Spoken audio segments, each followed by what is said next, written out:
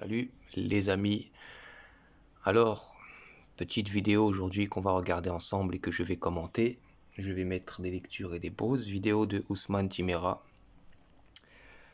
au sujet du coranisme, en tout cas de ce qu'ils appellent coranisme, j'ai horreur de ce mot, et de la sunna. On va voir un petit peu ce qu'il dit. J'ai regardé le début de la vidéo. Et puis j'ai fait demi-tour, j'ai décidé directement de faire une vidéo. Donc je connais le début, mais on va voir ce qu'il nous dit au milieu et à la fin. C'est assez grotesque, véritablement, et on va voir ça tout de suite. Donc, je vais mettre des lectures et des pauses, et je vais commenter en fonction de ce qu'il dit. C'est quelqu'un avec lequel j'étais souvent d'accord sur pas mal de points en termes de religion, le voile, le dajjal, des choses comme ça. Et je dois admettre que je suis assez déçu par le contenu de cette vidéo en question. Bon, écoutons. Pardon, ça bug, parce que je l'ai remise en arrière.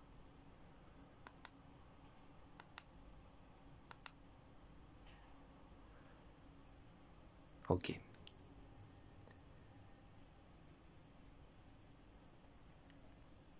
Bismillahirrahmanirrahim, au nom de Dieu le clément, le tout miséricordieux.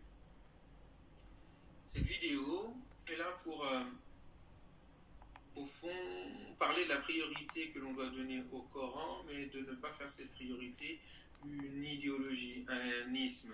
Oui au Coran, non au coranisme. J'ai eu à subir à plus... Et déjà, c'est très farfelu comme début. Oui au Coran, non au coranisme, sous-entendu au Coran tout seul. Même si vous savez que si vous suivez mes vidéos, Coran n'est pas un nom, Coran est un mot, mais bon, vous me comprenez, j'imagine. Sur reprise cette étrangeté dans les débats, dans les discussions que j'ai pu avoir avec des savants, des intellectuels, des étudiants, des spécialistes en sciences islamiques. Cette étrangeté qui consiste à considérer quiconque donne priorité au Coran comme étant un coraniste. Et puis, lorsque vous leur posez la question, mais qu'entendez-vous par coraniste, ils vous parlent de ceux qui rejettent la sunna. Et je leur dis, mais il ne faut donc pas les appeler coranistes, il faut les appeler anti-sunna. D'où l'intitulé. C'est encore une fois un propos pas très précis, sunna, de quelle sunna parle-t-on? Je pense qu'il faut toujours préciser qu'il y a une seule sunna mentionnée dans le Coran, sur la 33 verset 62, c'est la sunna de Dieu. Donc faut quand même le préciser quand on parle de la sunna prétendue du prophète. Je pense que c'est un point important. De cette vidéo, oui au Coran, non au coranisme anti-sunna. Car effectivement, le Coran doit être une priorité.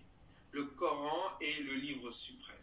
Le Coran est le livre ultime, révélé par Dieu qui vient, subhanahu wa ta'ala, qui vient synthétiser l'ensemble des livres précédents, livres révélés, qui vient attester de la véracité de tous les messagers et qui vient attester, témoigner de la véracité du prophète Mohammed alayhi salatu wassalam. Il est le seul miracle donné au prophète sur lui, la paix. Vous voyez, c'est pareil, c'est une façon de concevoir la religion qui est très médiocre. Dieu n'envoie pas des livres pour attester de la véracité de sa créature. Il envoie des livres pour attester de sa véracité à lui. Les prophètes, les messagers, ne sont pas des individus élus, saints, vous savez, au-dessus de l'humanité.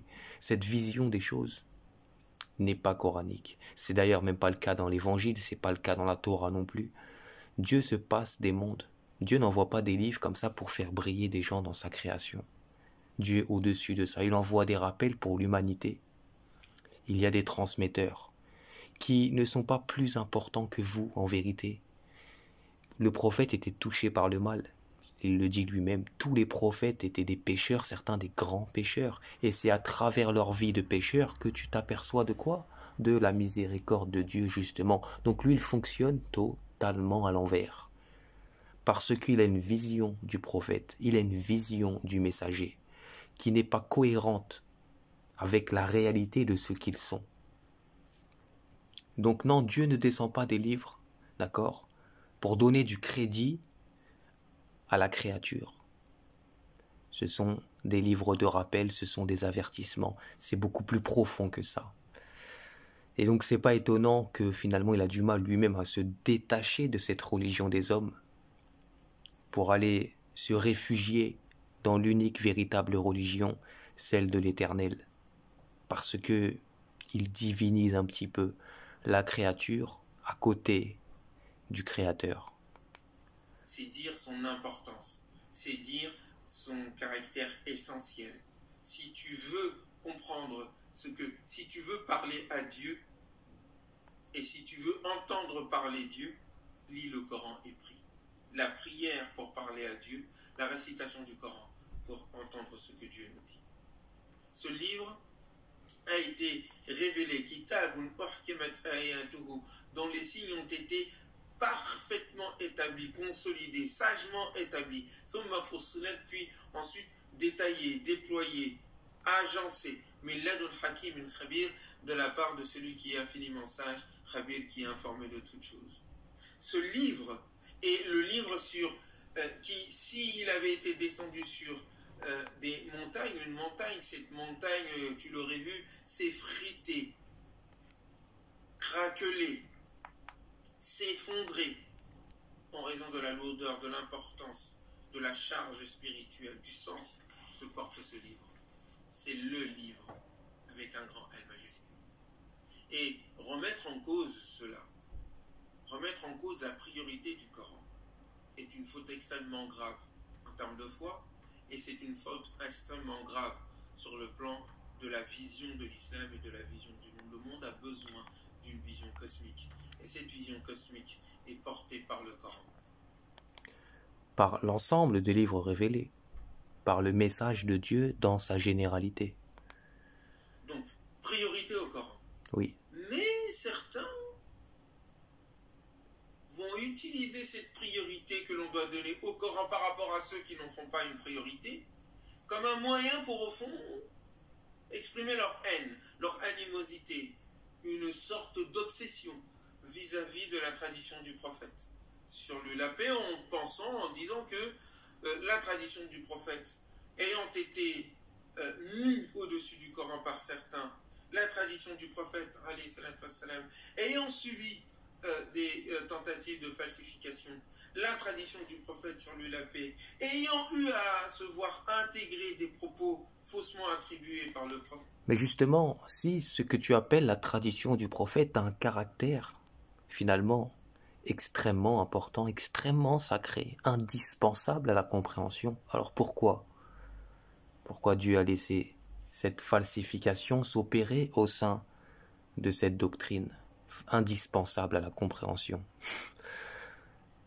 Le tout miséricordieux, le garant de ceux qui ont la foi, le protecteur, le doux, le plein de compassion. La hawla wa quwwata illa billah.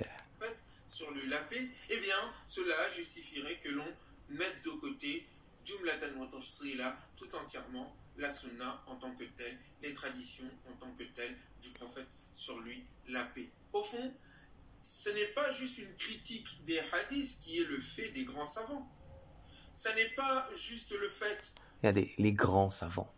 Mais j'aimerais bien, moi, que des noms soient cités lorsqu'il est question de ce segment de grands savants, parce que le savant, il me semble que c'est Dieu, sur la 2 verset 140. Nous avons reçu que peu de science, et également coranique. C'est qui ces grands savants? Qui a la prétention de se dire « je suis un grand savant » ? Aucun prophète n'a eu cette prétention d'ailleurs, aucun messager. Qui sont ces hommes qui se sont levés un matin pour dire « j'ai étudié toute ma vie, moi ». Moi, Dieu m'a donné une connaissance infaillible, ou presque. Je vais vous montrer la vérité. Encore une fois, on est dans une vision plus que pathétique. Nous ne prendrons pas en considération ce qu'il dit, quand bien même serions-nous sûrs qu'il l'a dit, car il n'est qu'un postier, il n'est qu'un simple messager, un transmetteur. Et il n'est qu'un simple messager, il dit ça dans le sens de l'accusation de ceux qui suivent le Coran en priorité. Mais c'est précisément ce que le prophète dit dans le Coran. Je ne suis qu'un simple humain messager. Je ne sais pas ce que l'on fera de moi ni de vous. Dans un autre segment, je suis un être humain comme vous. Donc, Sourate 5, verset 99. Effectivement, le seul rôle du messager, c'est de transmettre le message. C'est pas moi qui le dis, c'est pas mon interprétation personnelle, c'est l'affirmation qui est faite dans le Coran. Donc pourquoi tu contestes cette information tout en nous disant hypocritement à côté, le Coran est la priorité? Et c'est la bataille dans sa tête, le pauvre. Et que tout ce qui lui est attribué de propos, non seulement est mensonge, mais surtout n'a pas de valeur face au Coran, car le Coran... C'est bien, tout ce qui lui est attribué de propos n'a pas de valeur. Mais heureusement, parce qu'effectivement, on lui attribue le propos. Et si tu aimes le prophète, si tu le respectes, ben tu utilises ton cerveau pour savoir si ce qu'on lui attribue est vrai ou faux, logiquement. Ça me semble assez logique. Si tout y est. Mais que le fait que l'on lise le Coran et que tout y puisse y trouver concernant la religion n'empêche en aucun cas le fait d'entendre ce que son messager, le messager du Coran, a à dire sur le Coran et a à dire sur le monde et la vie. Donc, mais si, ça empêche, justement, puisqu'il n'incombe au messager que de transmettre le message. Puisqu'il dit « Je suis un simple humain messager, je suis un être humain comme vous », il ne sait pas ce que Dieu fera de lui. Il est le transmetteur, effectivement, de la parole divine. Sourate 75, verset 19, c'est à Dieu qu'il incombe l'explication de son livre. À qui il veut. C'est pas le prophète qui explique, c'est pas le messager qui explique, c'est encore moins Mohammed. tant que c'est ce même Coran, prioritaire, ou en tout cas exclusif pour ceux qui sont anti-sunna, eh bien, c'est ce même Coran qui parle du prophète, en long et en large, et nous demande de le suivre, nous demande d'en faire notre exemple. Non, mais le Coran ne dit jamais de suivre le prophète. Ce segment n'existe pas, justement. Il est question du messager, encore une fois. Qu'est-ce qu'un messager? Est-ce qu'il faut offrir des dictionnaires à ces gens-là? À un moment donné, c'est la question que je me pose. Un messager est une personne qui te transporte un message. Les rois, par exemple, ont toujours utilisé des messagers pour communiquer avec d'autres rois. C'était le terme qui était utilisé. Les pigeons voyageurs sont des messagers aussi, c'est le terme qu'on leur a donné, parce qu'ils transportent des messages. Et donc, obéir au messager, ça a un sens. Tu dois obéir à qui? À celui qui t'invite à quoi? Au message. Donc effectivement, obéis-lui, au messager, puisqu'il te ramène quoi? Le message de Dieu. Il est celui qui t'invite au message, parce qu'il est messager. Pourquoi le Coran ne dit jamais obéissez à Mohammed? Comme si que Dieu utilisait des termes comme ça hasardeux, mais pas du tout. Et le segment obéissez au prophète n'existe pas non plus. Donc vous voyez, c'est médiocre en fait. Il y a une contradiction. Vous savez, les ismes ont toujours ces aveuglements qui empêchent au fond de voir la réalité dans sa complexité et qui empêchent de voir les relations et les reliances entre les choses. Vous voyez, la réalité est dans sa complexité. En fait, la vie est une devinette. Dieu nous fait des blagues. Et si on n'arrive pas à répondre à ces devinettes, nous sommes perdus. Vous voyez l'image qu'il donne du tout miséricordieux, de l'Éternel bien au-dessus de leur folle considération. Nous avons rendu le Coran facile à la méditation. Y a-t-il quelqu'un pour réfléchir? Oui, au lieu de faire l'effort intellectuel de sauver la sunna des tentatives de falsification qui ont eu lieu, et donc de faire un travail de coranisation. Bien sûr, Dieu nous a envoyés pour ça, nous. C'est pour ça que Dieu a envoyé des livres, pour qu'on aille faire la bagarre avec les pseudo-intellectuels pour savoir ce que le prophète faisait le matin, s'il mangeait 3 dates ou 8 dates. Bien sûr, c'est le rôle de l'être humain, ça. C'est plus pour éduquer, c'est plus pour avertir que Dieu descend des livres, que nous sommes ici sur terre, c'est plus un test. Non, nous sommes là pour essayer de sauver le patrimoine de Boukhari et de Muslim. De la sunna, eh bien, ils préfèrent rejeter tout simplement la sunna du prophète, Non pas seulement parce qu'ils pensent qu'il y a de fausseté, mais parce qu'ils enlèvent toute légitimité au prophète Mohammed de pouvoir s'exprimer sur la religion. C'est un problème. C'est une erreur intellectuelle, méthodologique. Ça n'a aucun sens. Mais c'est pas le prophète qui dit de toute manière. C'est Bukhari qui te dit que le prophète aurait dit. Pourquoi le prophète n'a pas laissé un deuxième texte à côté du Coran? Tout simplement, les commentaires du prophète.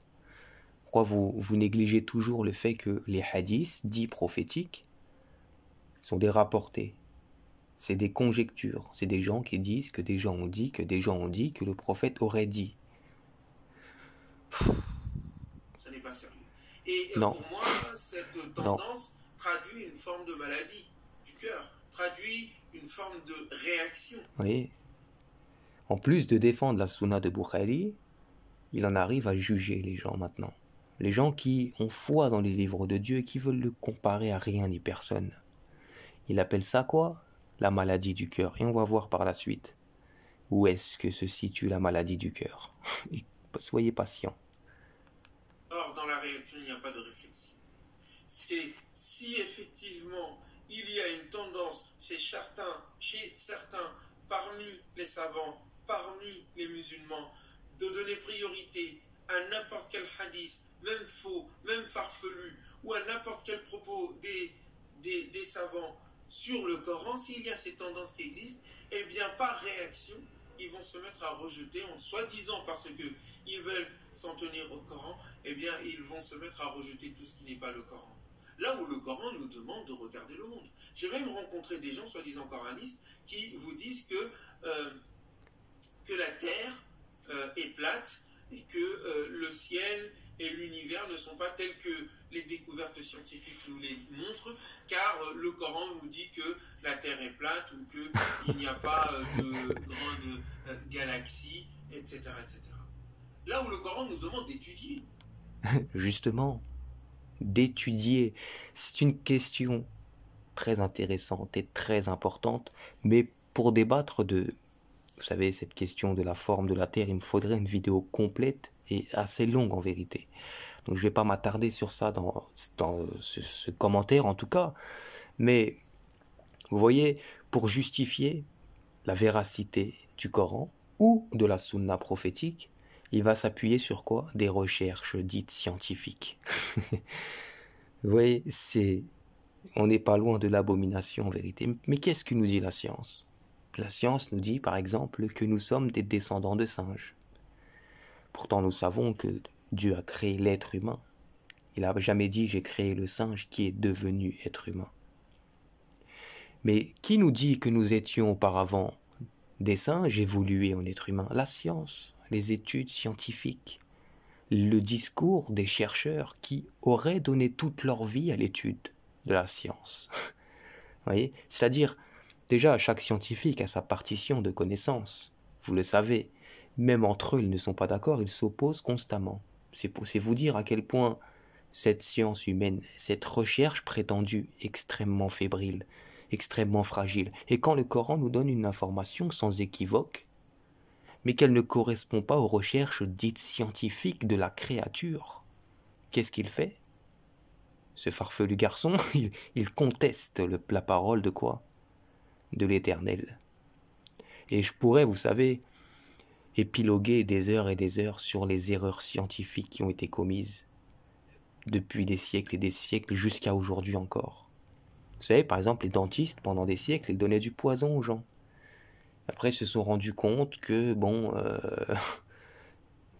les prescriptions médicales qu'on a fournies n'étaient pas bonnes.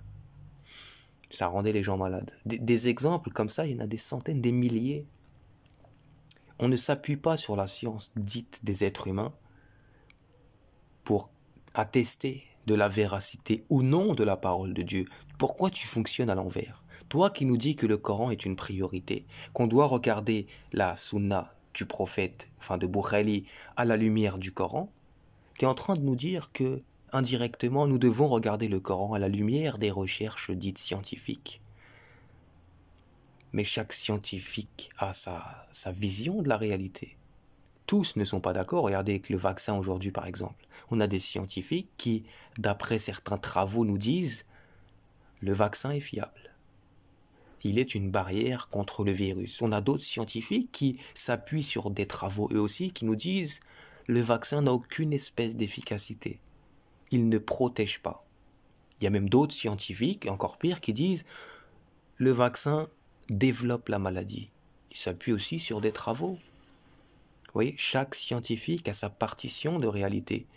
Et ça, c'est vraiment le discours justement de quelqu'un qui n'y connaît rien à la science et à la recherche. Parce que si vous vous plongez dans ce qu'il appelle les recherches scientifiques, vous allez juste attraper une migraine. C'est tout ce que vous allez faire. Parce que vous allez vous rendre compte très rapidement que justement, chaque scientifique a son bout d'information, qu'il présente selon une interprétation très personnelle. Et Dieu nous rappelle dans le Coran, le solliciteur et le sollicité sont tous les deux faibles. C'est-à-dire celui qui demande, celui qui pose la question, est aussi faible en vérité que celui qui donne la réponse. C'est pourquoi moi je m'appuie uniquement sur les livres de Dieu, sur la parole du Créateur, et j'utilise l'outil, le meilleur outil qu'il m'a donné, ma réflexion, ma raison, mes sens, mes yeux, par exemple. Il me dit qu'on vit sur une boule. Montre-moi la boule. Les scientifiques nous disent qu'on vit sur un monde en toupie, qui avance à une vitesse folle, qui tourne autour quoi? Du soleil, toujours, le symbole du soleil, qu'on connaît très bien dans l'Égypte ancienne. C'est pas pour rien d'ailleurs que le Coran nous parle si souvent de l'œuvre de Pharaon, très vivante à notre époque. Les gens éveillés le savent et le voient. Moi, j'utilise mes sens que Dieu m'a donnés et je suis immobile. Je ne me sens pas tourner en rond. Et quand je regarde l'océan, il est d'un calme évident. Il n'est pas affolé. Quand je regarde au loin, même si je suis sur un haut mont, une haute montagne, je regarde au loin, je vois que tout est plat. Je ne vois aucune espèce de courbure. Et si tu veux que je te parle de tous les procès de la NASA, ça durerait longtemps, cher ami. Si tu veux que je te parle de tous les astronautes qui ont été assassinés parce qu'ils ont soulevé des questions qui sont nées de quoi? De leur propre réflexion. Ça durerait longtemps. Si tu veux que je te montre tous les ballons météorologiques qui ont été envoyés par des citoyens comme toi et moi, pour prouver qu'il n'y a aucune espèce de courbure, sinon dans leur GoPro, créée à cet effet, tu serais bien étonné, cher ami, et la vidéo durerait un certain nombre de temps, avec leurs fusées qui vont en diagonale, qui retombent constamment dans l'océan. Je peux épiloguer pendant des heures à ce sujet. Donc tu vois, chaque scientifique a sa partition de connaissances, et ne t'appuie pas sur la science des êtres humains pour tenter de donner de la rationalité à la parole de Dieu ou à la prétendue parole du prophète. C'est ici la preuve, encore une fois, que je reprends tes mots, de la maladie au cœur. Parce que tu n'as pas placé ta confiance en Dieu et tu n'as pas cru en les mots de Dieu. Tu as préféré aller vérifier auprès de tes semblables, c'est-à-dire auprès des créatures. Tu as été te renseigner auprès des créatures pour voir, pour évaluer si possiblement ce que Dieu nous disait était une vérité. Vous voyez, c'est très étonnant.